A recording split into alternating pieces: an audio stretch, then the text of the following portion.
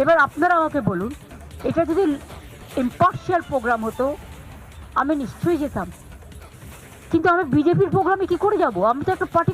মমতা দিদি ভালো করে চেয়ে দেখুন, এখানে কোনো বিজেপির লোক নয়, এখানে সবাই আমরা সনাতন ধর্মের টানে গিয়েছি। সব ধর্মকে সম্মান করি, আমি সব বর্ণ সব জাতি সবাইকে সম্মান করি।